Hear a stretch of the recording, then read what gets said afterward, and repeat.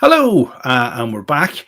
I've refreshed it. Let me guess, you can hear us now loud and clear because for some reason my internet reception has jumped up 4 bars for some bizarre reason tonight again. Welcome along. If you've just joined us, make sure you comment, like, and share, and tell everybody else that the stream has restarted again. Good evening, Marty. I'm guessing you can hear me this time, can you? I can indeed, yes, Justin. I knew there was gremlins in the internet somewhere. Do not move, whatever you do, because you've just frozen again on me, I think. The internet has kicked in and you can hear me. You're going to have to log back in again, Marty, because for some reason it's not coming through. We've got Rob Arnold on the way tonight on the show. Remember to comment, like, and share. Hopefully that should say stable. Marty will log back in again, and hopefully he will be able to give us a little intro on where he is when he comes back on again. I have no idea what's happening. I do know that we're getting interference when he does start to talk. This is Irish Whiskey Review. We're live on Facebook. We're on YouTube. We're on Instagram, and we're also on Twitch as well. We're loud and clear. The internet seems to have sorted out the gremlins tonight. Yes, you can hear me. I have no idea what's going on, but here is Marty. Here we go.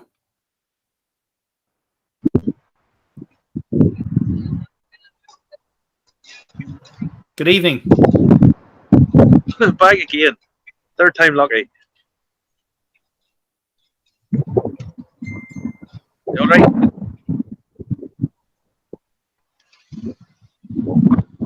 So where are you, Marty? I'm in Arizona. I'm stopped off for a quick rest break at McDonald's for a quick pee, actually. But I'm in Marana, I think it's called, and we're heading down to Tombstone, down to the OK Corral. So you can see the mountains and stuff over here in the background, hopefully. So I was saying, everywhere I've went, it's rained. It even rained in Vegas, which I don't know. It snowed at the Grand Canyon, rained in Vegas, rained in Phoenix, and so I don't know. It seems to have followed me from back home. So it has. But there you go. So, who have we got on the show tonight? We've got another whiskey expert on the show tonight, Marty. We do. We have a PhD whiskey man, Rob Arnold. And without further ado, Rob Arnold joins us now on Irish Whiskey Review. Very smart. Is lost within our modern varieties, but she also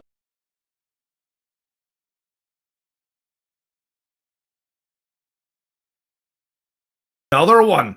Another one. Justin, wait till I tell you a wee thing. We are the only show that gets the PhD whiskey guys on. They make it one PhD whiskey guy. We've had 2 of them on, and we've had scientists on, and we keep getting scientists on because eventually, because this has taken a long time of coming. Yeah, we've been negotiating this for a long time, but I'm very excited about this because all good things come to those who wait, Marty. Patience is a virtue, Justin, and I don't have much patience, but I do when it's something exciting. And we've finally got Rob Arnold on. Now, Rob. Yes. Hello. Thank you for joining us. Yeah, thanks for having me. Sorry it took so long. Buddy, well worth the wait. Well worth the wait. Now, Rob is a whiskey PhD, and he's also an author of a book that is really of its time and probably quite important because it's the terroir of whiskey. Now, Rob, you need to tell us how did you get on that journey to writing the book, The Terroir of Whiskey? It started really. So I was the master distiller for TX Whiskey for 10 years, and we're in Fort Worth. And we had always used Texas corn and Texas wheat to make our bourbon. So we made a wheated bourbon, so corn, wheat, and then barley malt as the grain bill. But I realized early on that while I was able to source Texas corn and Texas wheat, the grain suppliers couldn't tell me much more about the corn or the wheat. beyond the fact that it came from somewhere in Texas, and maybe it was the Panhandle or North Texas or wherever it was, but they couldn't tell me what farm or what farms, and they couldn't tell me the varieties that I was working with. I knew it was yellow corn, but that's not a variety. That's like saying you use red. That's like saying you use red grapes to make wine. So it wasn't that we were making bad bourbon, but it seemed shallow. The specifications that I was getting just didn't seem like I had a lot of control over what it was, or a part in making a decision of what I was working with. And that just looked very different than the wine industry. And because it is very different than the wine industry, where a winemaker would, of course, never say, I use red grapes to make my wine. I mean, they do use red grapes and white grapes, but they're going to use Merlot or Chardonnay or Pinot Noir or Cabernet, and they're going to source those grapes from specific vineyards within specific areas that are usually at the government level regulated as to what this is, just the Napa Valley or the Bordeaux or Tuscany region, and we just had nothing along those lines in the whiskey industry. I mean, sure, we have regional designations for certain styles. I mean, within American whiskey, there's bourbon, and even though bourbon is not just made in Kentucky, it can be made anywhere in the United States. That is a regional designation. And then in Scotland, you have Speyside and Islay, and you have these different regions, but that's not where the grain came from. That's just where the distillery is. And a Merlot from Napa Valley means that the majority of those grapes, if it's labeled as such, are Merlot grapes from Napa Valley. So that was kind of, it was just more that realization that there's just a big difference between us and the wine world, and I wanted to know why. I mean, this is becoming more and more of a thing. And in your book, I didn't realize this. You explained that Missouri law, in terms of a sort of technical file for Missouri whiskey, the grain has to be grown in Missouri. That's fairly unique. It is, and they're one of the few states that is with their own regulations to say, okay, well, you can make Missouri bourbon, but it has to be made from Missouri corn. And Tennessee has done that. They actually finally did regulate what Tennessee whiskey is. It is made like bourbon. There's an additional step of charcoal mellowing of the new make, of the new spirit, and that is now a rule to make Tennessee whiskey. And that's just something that's starting to happen more and more. These states are starting to put an importance on where the raw ingredient comes. And it makes sense, right? I mean, it's great that we have distilleries in Missouri and Texas and New York and all these places, but if a Texas distillery is buying their corn to make their bourbon from some Midwest grain supplier that's up in Iowa or Illinois, nothing inherently wrong with that, but why not support your local agriculture? Well, I mean, the thing is, it has to be distilled and aged somewhere, but the water has to be made locally. You can't ship water. You're not shipping water halfway across the US. It makes sense that the barley, the actual cereal products have to be local. And if they're going to be local, then it makes sense that there's a flavor difference between something that's grown here and something that's grown 500 miles away. Doesn't matter in which direction you go, it's always going to be slightly different. Now, the one thing about it, this was in Hillsborough. That's where you were that's Hillsborough, by the way. Anyone that doesn't know, Hillsborough over there is named after the Hillsborough just down the road from Justin. Named after, that's where the name comes from. It comes from the Hill family, who lost the colonies. Will Hill, probably the worst diplomat ever in history. Whenever he was the guy that they made the representation to, no taxation without representation, and he went, "Nah, I don't think so." Hillsborough is where the farm that I eventually partnered up with is located. So I was buying grain from the commodity sources, and but I wanted to work with the farm directly so that I knew where the corn and the wheat was coming from, and I knew what varieties I was working with. And I found a farmer in Hillsborough, which was 45 minutes south of our distillery, run by a fourth-generation Texas farmer. His name's John Sawyer. And so I teamed up with him, and then all of a sudden I had complete transparency and insight into where our corn and our wheat was being grown. And I eventually, he really helped pioneer the growing of rye and barley in Texas. We have local malt houses. Actually, we have one in Fort Worth called Tex Malt. And so after a couple of years of working with him, he also became our sole supplier of rye and barley, which was then malted locally. So we became a single farm distillery, working with John Sawyer. Mm-hmm. And again, complete transparency on what he was growing, the varieties, and where they were being grown. Not just on the farm. I knew what field they were coming from. You know, he's a 4,000 acre farmer, so he's got lots of different separate fields. Yeah. And that allowed us, I mean, and just right off the bat, and you know, when we switched to him, I could tell a difference in the new make spirit. I could tell a flavor difference. And so that was sort of that first. Well, hold on, maybe there's something to this terroir thing. Tell me this. This is non-GM crop you're using. Mm-hmm. Right. So there's no commercially available GMO varieties for wheat or rye or barley. There are for corn, obviously, but we worked with a non-GMO yellow dent corn.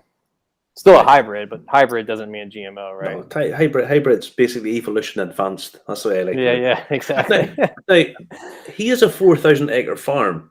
Did he know that grain growing on one side of it? And I mean, 4,000 acres is a huge part of land.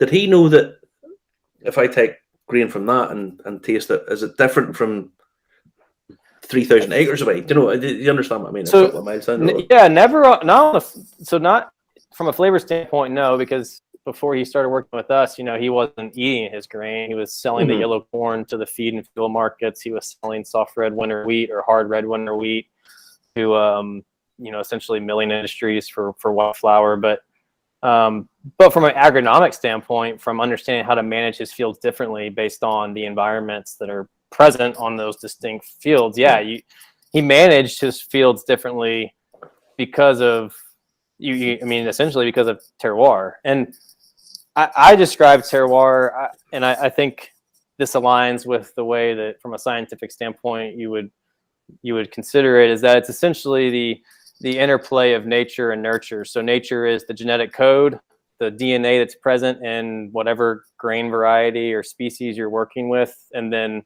nurture is the environmental conditions on the farm. So from a flavor standpoint, whatever kind of flavor a batch of corn, a variety of corn can make is at the basal level dictated by its DNA, but then the environment impacts how its genes are expressed, and that ultimately leads to a profile of flavor. And so it's the interplay of nature and nurture is, to me, terroir is just a romantic synonym for that notion.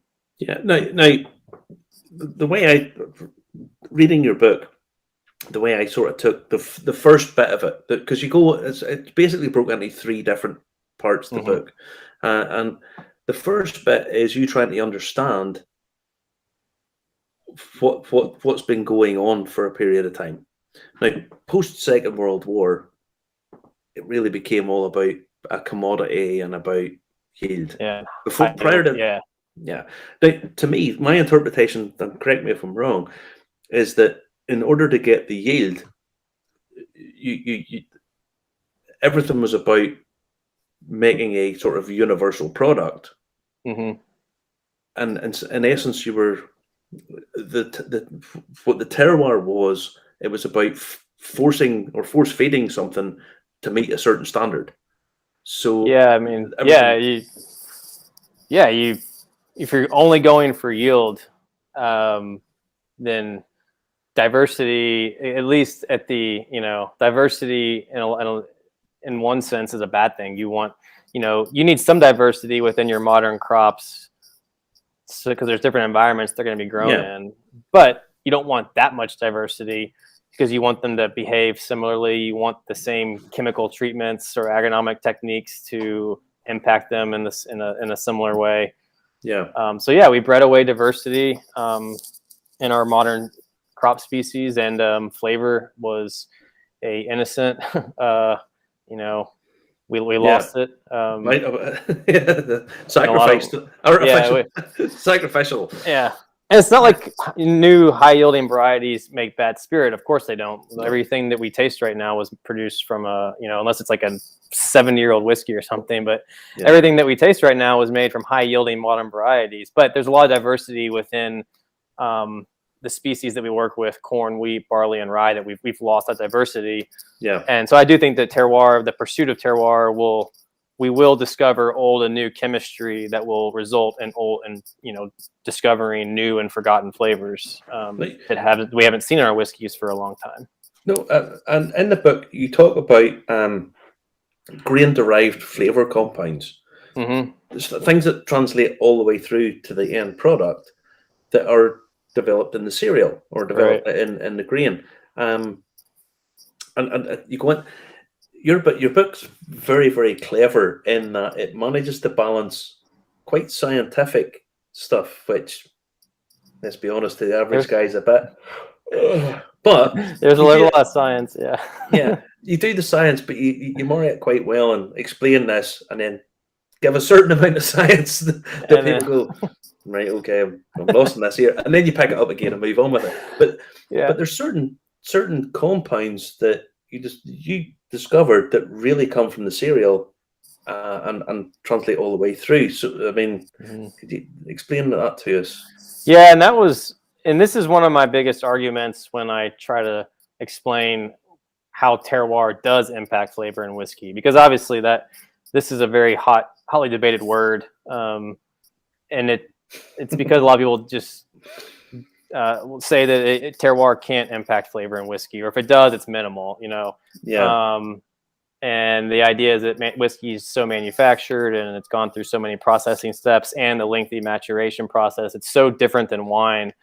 On the surface, I would agree that you could look at it and say that maybe it is, but there are more similarities and differences in my opinion. But the point is, I always bring up the grain-derived compounds as very finite evidence of how terroir impacts flavor in whiskey. So there's a bunch of different flavor compounds in whiskey that influence flavor, from esters to aldehydes to alcohols, whether it's ethanol or the higher alcohols, the fusel oils. There's terpenes, there's phenols, and all these things come together. And, there's probably 50 to 60 flavor compounds in a glass that actually are really important for flavor. There's hundreds of compounds present, but there's probably 50 or 60 that really matter for flavor. And some of the ones that are very important for flavor are the terpenes, specifically these ones called norisoprenoids, and those are derived from carotenoid degradation in the grain. So you have these carotenoids in the kernels, and during the mashing process and distillation process, the high heat, they're degraded, thermal degradation, and the result are these really important terpenes that influence flavor. Beta-damascenone is one of the most important ones, and it's got this baked apple whiskey flavor. I was going to say, just explain what that flavor is, because you say beta-damascenone.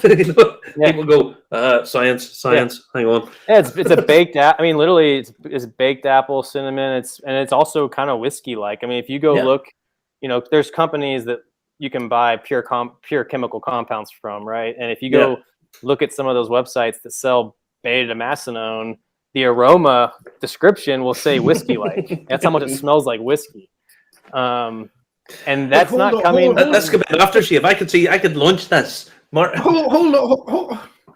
on a minute here. Yeah. Right. Obviously, if it's the hot climate does it, I can understand how that gets it in Texas, but there isn't a hot climate in England where the grain for Scotland comes from, is there? Well, no, the thermal degradation of the grain during mashing and distillation is where this compound's produced. Okay, right. Yeah. All right. I'm with you now. See, Justin, you don't. Global warming will take care of all that before we get. I know that, but I'm trying to think of the aspects. Will be all right about it. I'm trying to think of the aspects of terroir. The soil, the climate, the tradition, the terrain. Well, so yeah, this is the process you're talking about is affecting the terroir more than anything. But remember where these terpenes are derived from carotenoids in the grain, and the influences of terroir impact the concentration of those carotenoids in the grain. So almost all of the important flavor compounds that are derived from grain are not, they're not actually present in the grain themselves. Their precursors are present. And through the processing of that grain, those precursors are converted into flavor compounds. And that's true with oak as well. I mean, most of those really important flavor compounds in the oak barrel, they're not there until we char or toast the barrel, and then they're there. The precursors are broken down during that process. Or even just ethanol itself will break down a lot of those oak constituents into flavor compounds. And I tell you what I love. There's a couple of bits in it where you actually explain the parts per billion in some of these. And even parts per trillion. I always try and explain to people the difference between a million and a billion. You know, a million seconds is less than 12 days. A billion seconds is 34 years. And you're talking about stuff that's 100. I've never heard of that one. That's crazy. Well, 120 parts per billion. So that would be 120 seconds. So 2 minutes in 34 years. That's where these flavor compounds are coming from. That's the level we're talking. And you can still taste these. You know, 2 minutes and 34 years, and this is lasting on. It's a fascinating thing. You get, a lot of the important flavor compounds are present at parts per billion or even parts per trillion. So micrograms per liter or nanograms per liter. I mean, it's insane how sensitive the human nose is to some of these flavor compounds. It's incredible. Now, there's a few things I really have to bring this up. The mice eating the organic and the biodynamic corn. I get a bit superstitious about all this. Whenever people go, oh God, witchery and all this kind of stuff. But if mice come out and there's two piles of grain and they eat the organic stuff and leave the commodity grain. Right. There's nothing wrong with commodity grain. But explain this in the book, because you talk about this for quite a bit. Yeah, this was just a story I heard from one of the pioneering organic farmers in New York. But basically one of her friends or one of her colleagues had found that this is Mary Howell. Right. They run I think it's called Lakeview Organic. But they've been in the organic farming game for a long time, and they're definitely pioneers of it, not just even in New England, but throughout the entire United States. But and they provide grain to a lot of well-known, not just distillers, but also chefs. But that the story goes that a farmer was put out a pile of organic corn and a pile of conventionally grown corn that used chemicals and all of that. And the mice at night would consistently go to the organic corn pile to eat. Yeah. And even when the farmer would switch up the piles, so, basically they would, reverse the setup. Wow. The mice would still go to the organic pile. So they weren't going to a spot, they were going to the organic corn itself. And somehow they knew. Now, no one actually knew what was going on, and we still don't necessarily. But it's it makes you think, doesn't it? The mice knew. Just to put this in context, Mary Howell is not like the witch Mary Howell. She's not like some new age necromancer. She's like a doctor. She's a proper academic scientist. She's got master's degree in plant breeding from Cornell, and she, when I talked to her, she was really, really fun to talk to and interesting to get her opinion. And the first thing she said to me on the phone was, "Well, I don't want to perpetuate this idea that you can taste terroir in whiskey because I don't know if I believe that or not." And I was like, "Well, okay. tough You're crowd. the good for me. You're the good for me." But I explained to her what I was doing, and that I wasn't trying to just get her quote in some article, and it was going to be, it wasn't. Yeah. I was trying to dive into the science, and I wanted to get her opinion because she has a science background, and so the more we talked about it, the more I realized to her it is very important where you are, that impacts flavor. It is very important what kind of variety you work with. Her and her husband that manage the farm definitely have seen the diversity of flavor that exists among different, heirloom varieties, and how much is lost within our modern varieties. But she also was very adamant that, like, look, it's so much about the way you farm and the health of your soil. So much about that has to do with the flavors that we taste in our products, and that our chefs and our other clients do as well. Now, they're not doing academic studies to really unravel what's going on, but anecdotally, and that's usually that's good enough for whiskey making, because in the end, it just matters if it tastes good or not. And if the story around it, is it a romantic story? Does it taste good? Is it? And so I thought that was very interesting, and it made me just, I kind of, one of the things I thought about when I was talking to her was this idea of how, when you force a crop to grow with high inputs and chemicals, and they're not really in the environment that's conducive for their growth, you're just forcing them to grow with synthetic inputs. Mm-hmm. It kind of reminded me of the way, like, when if we put certain animals or fish in zoos or in aquariums, and some do great, but some just don't. And one of the greatest examples is, like, we just can't keep the great white shark in an aquarium because it won't eat. It's like this, one of the greatest hunters that's ever lived, and we can't. It won't eat when it's in and it won't eat in an aquarium. And it just reminded me a little bit about the way that we force certain crops to grow with inputs, and how you might lose a lot of the innate characteristics of that crop, flavor included, when you do that. Now, you compare a lot, certainly at the start, and well, it continues on in the book, wine and whiskey, and there seems to be, both of them have that sense of place. I don't want to use the word terroir, because they have this sense of place. And whiskey, and I'll tell you what I'll do, since you're in Texas, I'll have a little. Oh yeah, I was just talking to Heather Green yesterday, actually. I'll just have a wee Texas whiskey. Yeah. But all whiskeys like to label that we are from this area, and wine has been doing this, and doing it a lot, probably better, if I'm honest. Oh yeah, definitely better than whiskey. And you compare the two. Now, one of the things in the book is you talk about the global order of wine. Okay, that wine smells like wine. And I was talking to guys on Saturday, and they said, "Well, you do these nosings, and all I get is the smell of whiskey." Is there a global order of whiskey? Yes, I think so. Now, we haven't unraveled that the way the wine industry has. And just to be clear, there's a set of 18 to 20 compounds that are present in every wine, no matter what the variety of grape or the vineyard location or the processing techniques used. And those 18 to 20 compounds are responsible for the underlying flavor of wine. Now, obviously, there's then other flavor compounds that top it off and create all the nuances that exist among wine types.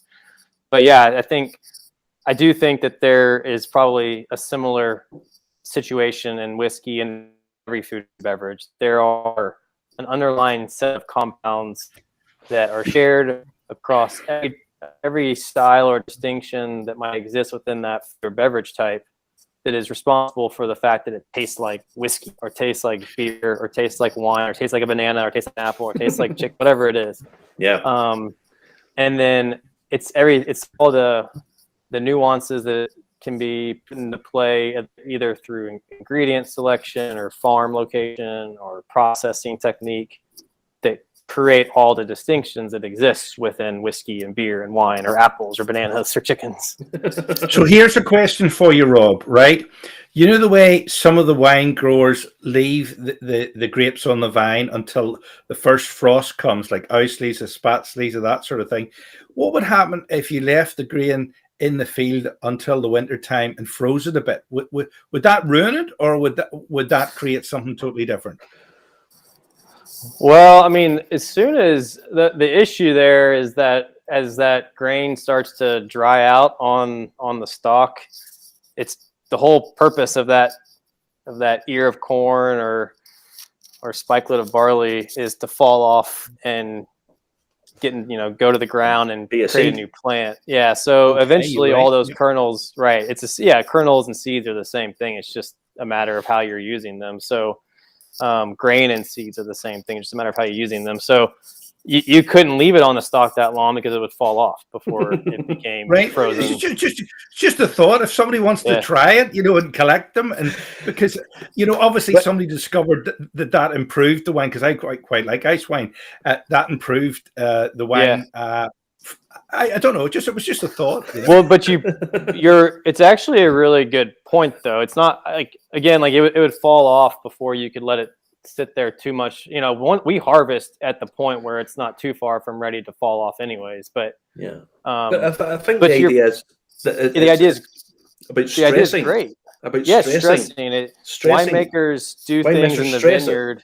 Yeah, and the vineyard managers, the winemakers, the wine growers, whatever you want to call the person in the vineyard, they're making decisions, agronomic approaches that are tailored around flavor. That doesn't exist in not just whiskey growing for grains, but grain growing in general. The closest thing we have is making the choice to farm organically or biodynamically, or just to not use inputs that are synthetic. Things like that. Those are the closest things we have to using, to implementing agronomic approaches that are meant to improve or tailor flavor. Whereas the winemakers, that's just second nature. That's how you grow wine grapes. There's so many decisions they make, from bunch thinning to training the vine, how to, all that. That's all centered around some, yield to an extent, health of the vine, but also flavor. And that's actually one thing I asked Mary Howe a little bit about this, about stressing, Mary Howe, from the mice corn story, stressing our crops. And, it's stressing grains, and could it work? Maybe. One of the issues is usually stress will create a plant that's more susceptible to like fungal infection. So, it might, aflatoxin is not a good thing in corn, no matter how. No, it's not. So maybe there's some more hiccups that we'd have to iron out compared to wine, but I think that there's something to it. I think it's a couple decades out, but I do think that there is a future where we're growing whiskey grains in a manner that looks a lot more similar to the way wine grapes are grown, where decisions are made on the farm that tailor flavor. Yeah, and tailor flavoring is something I want to ask you about, because I love the bit in the book where you start talking about you isolate a yeast. Now, personally, I think whenever you say isolate a yeast, that's like you go, right, that's the one for me, right? All the rest of you, bugger off, not want to speak to you. Stand away, get away. Like you isolate a yeast, Brazos. That's what you call it, Brazos, isn't it? Yep, Brazos. And tell us that story. Yeah, that's quite funny. That was the first thing I ever did when I joined TX Whiskey. So this was back in 2011. And I was essentially in an interview with the company's original proprietors, Troy Robertson and Leonard Firestone. The company's original name was Firestone and Robertson Distilling Company, and we made TX Whiskey. We eventually sold to Pernod Ricard, but my original bosses and the guys that we built the company together were I was in an interview with them. And they had been to Kentucky and done the Bourbon Trail. And in Kentucky, most of the distilleries, especially the long-standing ones, have proprietary wild yeast that they isolated, and usually before Prohibition or right after. And that's the yeast they use to make their whiskey. So each distillery has their own strain of yeast. It's very different than what, in the Scotch industry, just as an example, where there's like one or two commercial strains that are pretty much universal.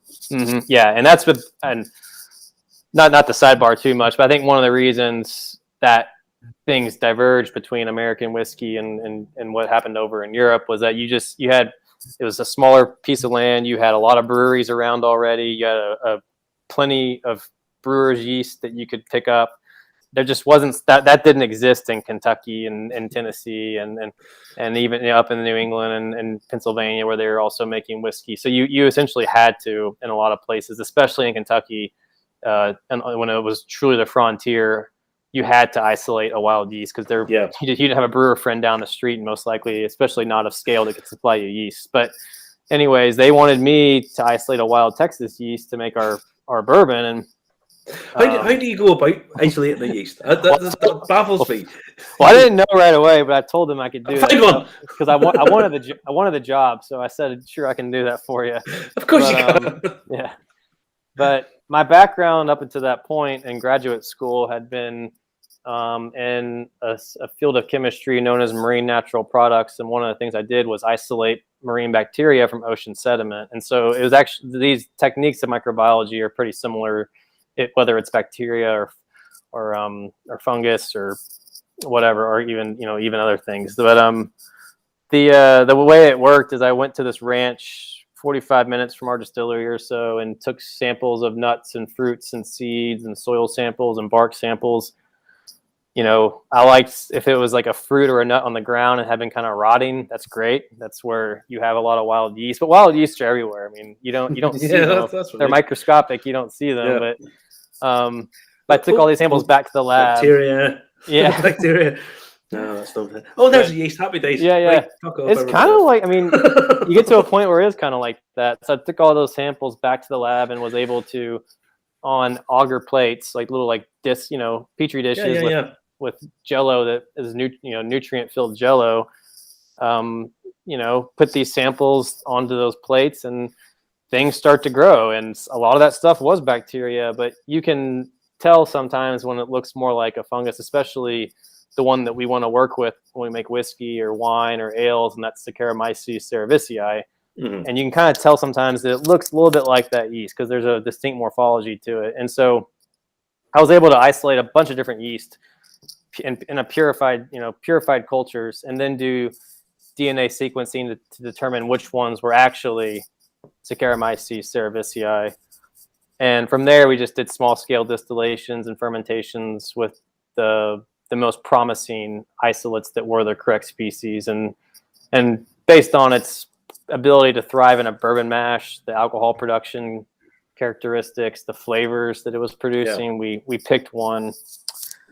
Me and Troy and Leonard, we picked one, and it was actually the one from the pecan nut on the farm on the ranch, and that's the state tree of Texas. So I always say it sounds like the biggest bullshit marketing story ever, but it's just I love pecan nuts. I love them. Yeah. No.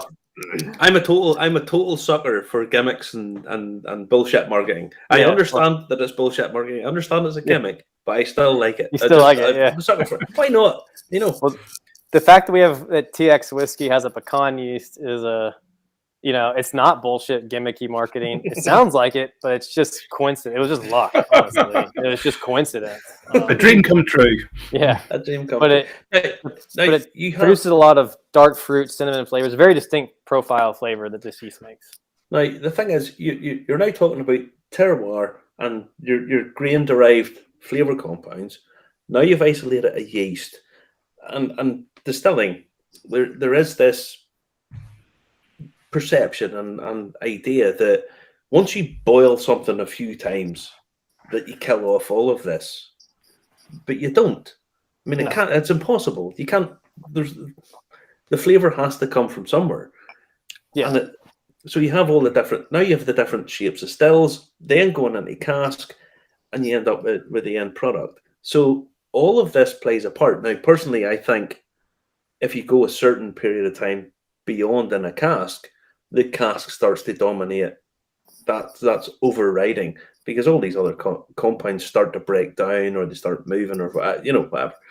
But initially, it has to come from the soil, from the grain, the fermentation. I think, if I'm honest, I think the fermentation is probably where the vast majority of flavor comes from. That's where you get some of your most important flavor compounds. Esters and higher alcohols, and some of the fatty acids are coming from the fermentation process. But I mean, if you're looking like grain derived, you're talking about usually aldehydes from lipid oxidation. They're still very important. They're probably not as important as esters, but they're very important.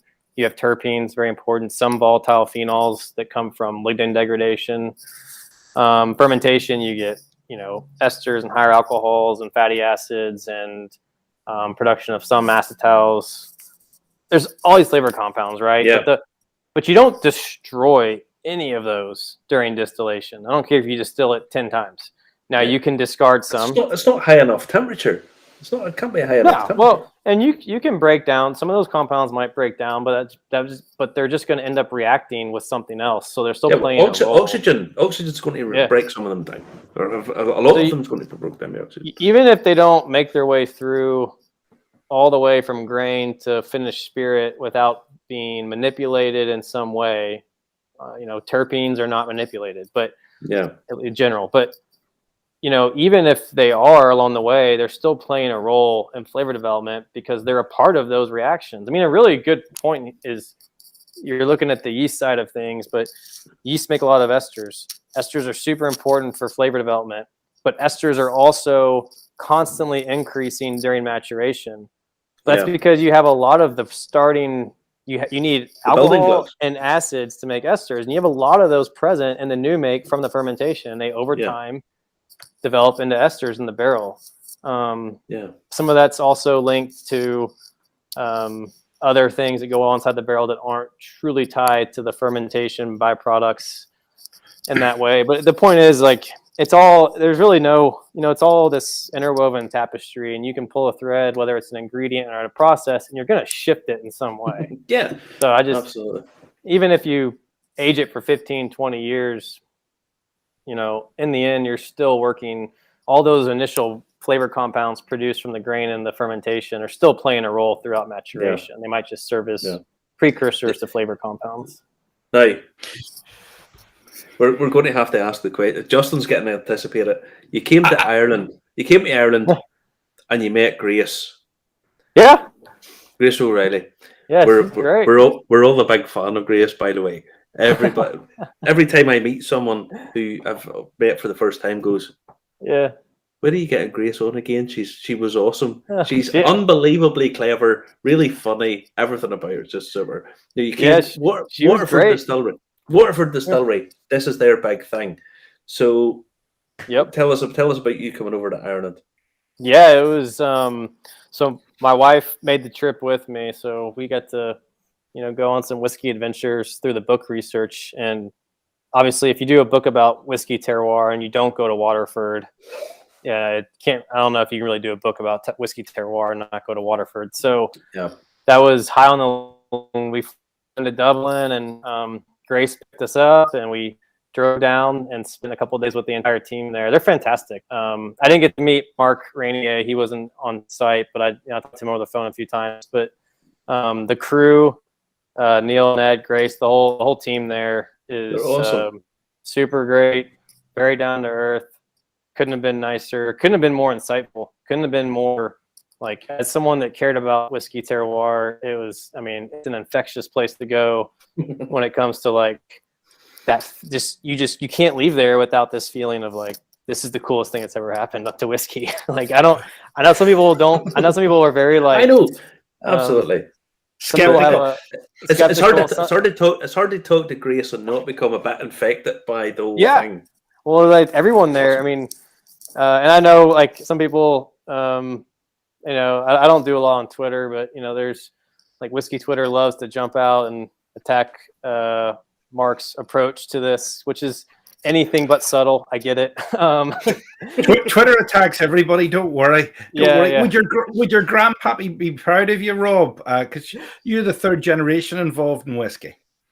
I hope so. Yeah. He, my grandfather, my uncles, and my great uncles were all in the bourbon industry, and I know for a fact my uncle, who's still alive, is very proud and has had a lot of fun seeing me join the industry and grow within it, because it kind of reminds him of the time when he was a part of it, and it's been it's a fun industry to be a part of, especially someone from Kentucky, even though I'm in Texas doing whiskey making, but it's just the connection. It's a very close-knit small family, just a lot of things, but anywhere in the whiskey world, you kind of have that. I mean, whether it's in Scotland, Ireland, Kentucky, Texas, wherever.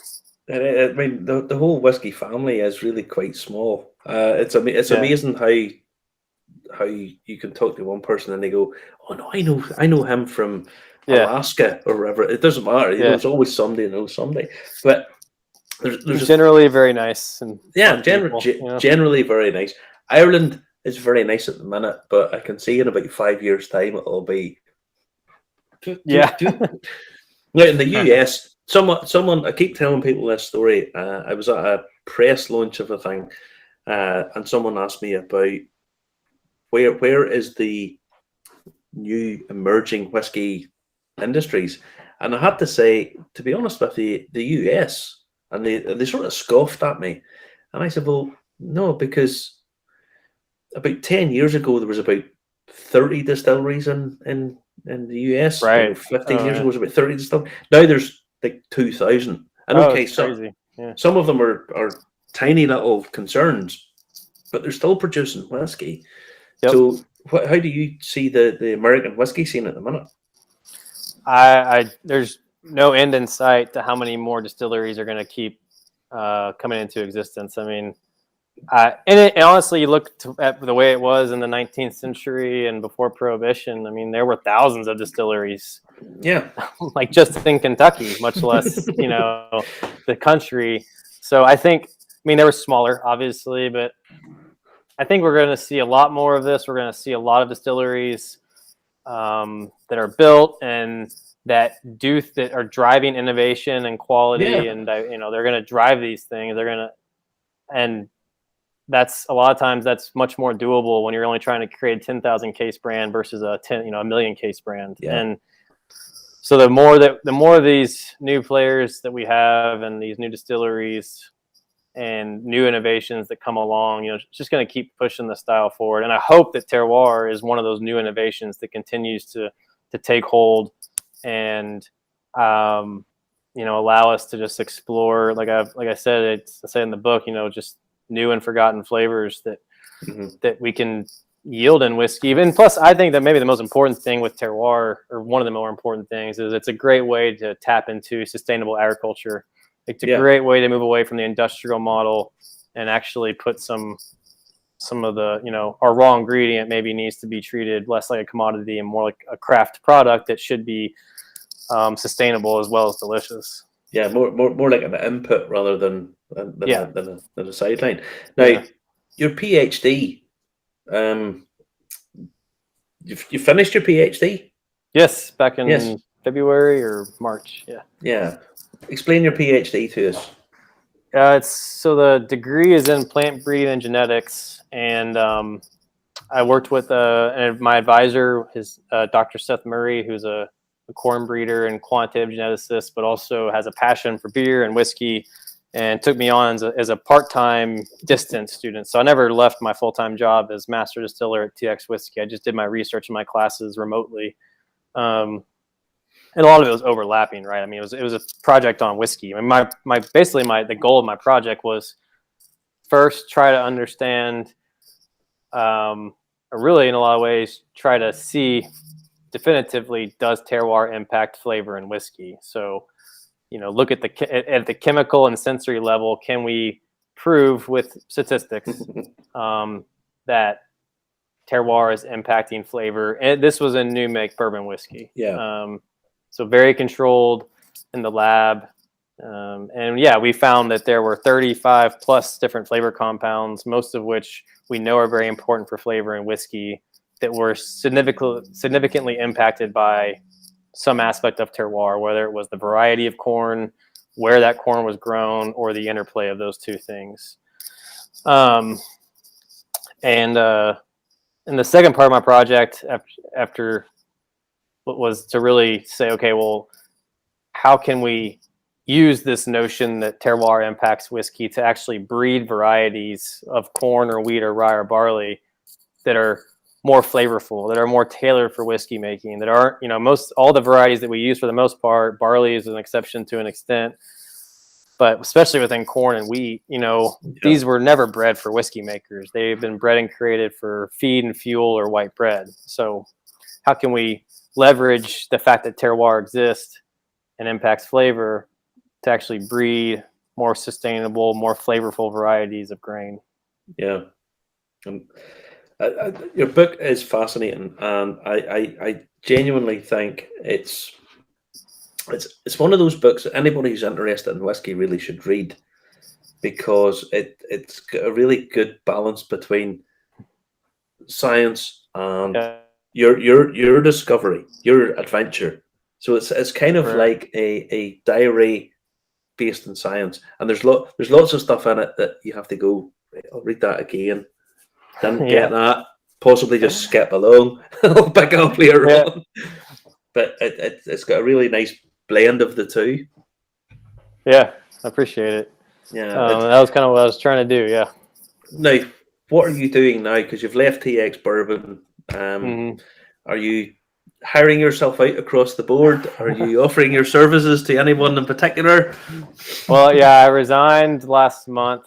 No bad blood, just time to move on. There's new opportunities on the horizon. There is. Some are, definitely working with some distilleries that are out there. Other new angles to try to, integrate myself into the industry, work with other brands. I don't see myself becoming a distillery owner or brand owner even anytime soon, but I'll definitely kind of like a whiskey guru. You see yourself as sort of a whiskey guru. Come and speak to. I don't know about that, but I would like to do what I can to, work with new brands, especially the new brands that have some ingenious ideas, and maybe help find ways to bring their ideas to life. This is a very capital intensive industry.